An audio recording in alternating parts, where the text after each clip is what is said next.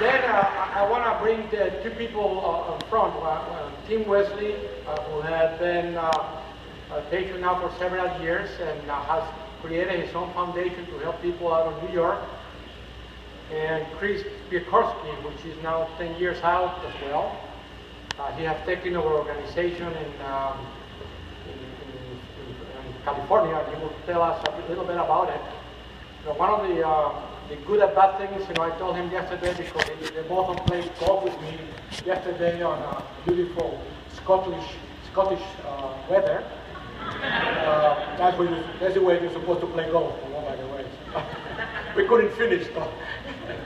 But they support the organization, and most important, they support patients to increase the awareness and help them through their process. And they have been very instrumental in changing lives in a lot of people. So I wanted to come over and give a little talk about what this meant to them and what they are doing, because I think it's important. If we're going to change this for the future for other patients, it's going to be this way. And if we don't work together to make it happen, it will never happen. The people who need this operation are so many, and there are now more places doing it. We just have to make sure that people get it at the right time and at the right place, so things can really be better. So Tim and Chris, please.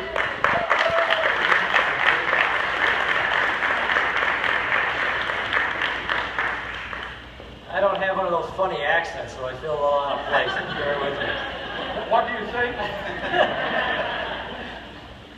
Good afternoon, everybody. I am Tim Wesley. I am a 2012 Dr. Sardi alumni and an Appendix Cancer Survivor. This is due to the expertise of Dr. Sardi and his team here at Mercy Medical Center. I do want to thank the Eat It to Beat It committee, everybody that's here today, and Dr. Sardi, for the opportunity to stand in front of everybody here today and reflect just on my last 3.5 years. Let's call let's call April 1st, 2012, the day my life took an unexpected and unforeseen turn. This day undoubtedly would be the catalyst that would put the brakes on my life as I knew it and as I lived it. As I reflect on the past 3 years, I have come to the realization that I must remain in middle ground. Cancer is devastating, but has brought me many, many blessings. I have had to mourn the loss of my previous life, which has ultimately brought me to the peaceful place that I know today. April 2012 gave me what I thought was a death sentence. I had 12 to 18 months left, as I was told. My wife, Denise, and I quickly got our life in order, took some inventory, and we were preparing, unfortunately, for the end. Our daughters, Skylar and Mackenzie, were 9 and 8 years old at the time. The impact this has had on them is both painful and unbearable. A while ago, I was at home and we were all packed in our family van, and I was backing out of the driveway, obviously not paying attention, and I managed to back into another vehicle that we owned that was in the same driveway. So of course, rushing around like you do when you have kids and 15 things on your mind, it happened. So I stepped out, and I think after an event like this, little things like that just don't seem to matter anymore. So I proceeded to get back in the van and we left. Well, Mackenzie, my younger daughter, she continued to cry for about a half an hour, and Denise had finally asked her what she was so upset about. So she ended up telling my wife that she was so upset it was going to be so expensive to fix both of the vehicles that we were going to run out of money and Daddy was going to get sick again because we weren't going to be able to afford the medicine needed to make me better. So that was just a sad instance where, it hits home. My older daughter, Skylar, I have an ileostomy bag as a result of my cancer. So I have a little calendar on the side of the shower. I don't know if it's chemo grade, if it's getting old, but I have to make a little note as to when I change my ileostomy bag. So Skylar had taken upon herself one day. I came out of the shower and I saw her write on it, "Tim Wesley is my hero every day of the week." So just a cute little thing to know that it's on the girl's mind all the time. They end up having a very amazing compassion for life and for others, and I assure you that it's a level that just mere parenting from Denise and I could not achieve nor produce it. I always thought I had a super good work-life balance. After all, my family had all it needed. Nothing was broken, and I certainly thought I had forever. So cancer brought to me a super sharp focus on family.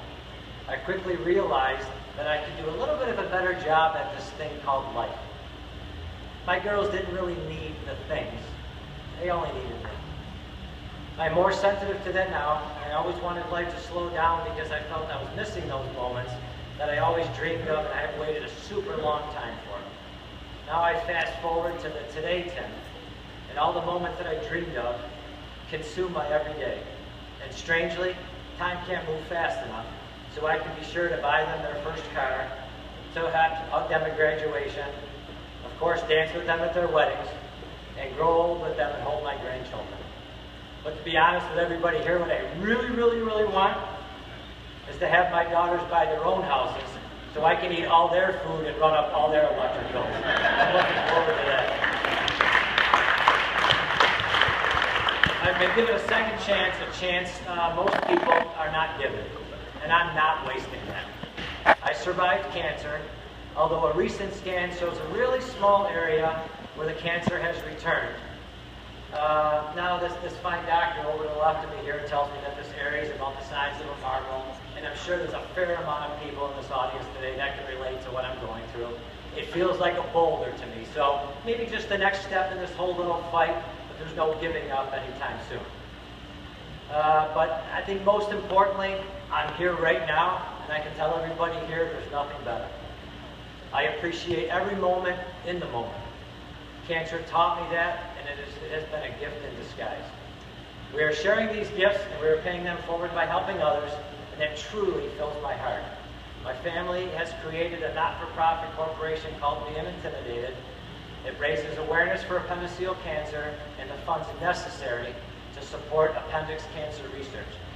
I would like my daughters Mackenzie and Skylar to come forward to present a gift to Dr. Sardi on behalf of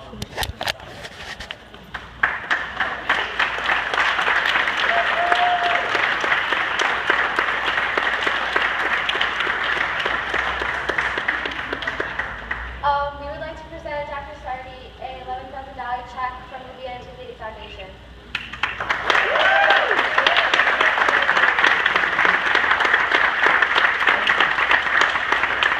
Thank you very much.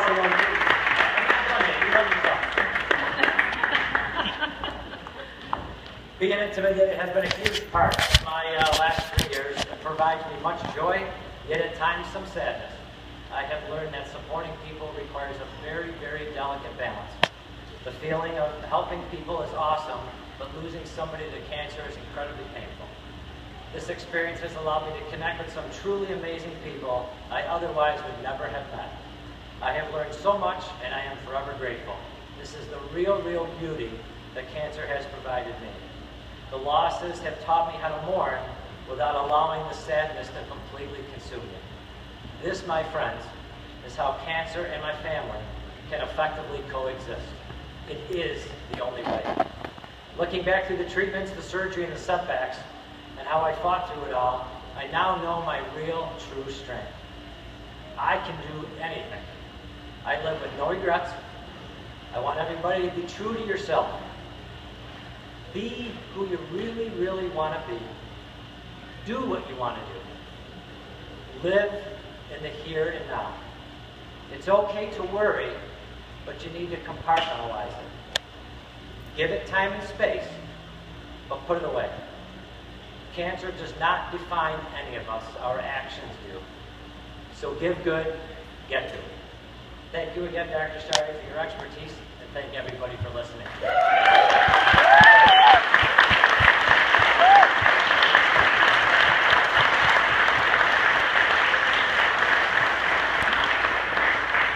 Also, we have here Chris Paykorski, getting better with my pronunciation. But he will also tell us a little bit about his story as well as what is happening with the organization as well in California.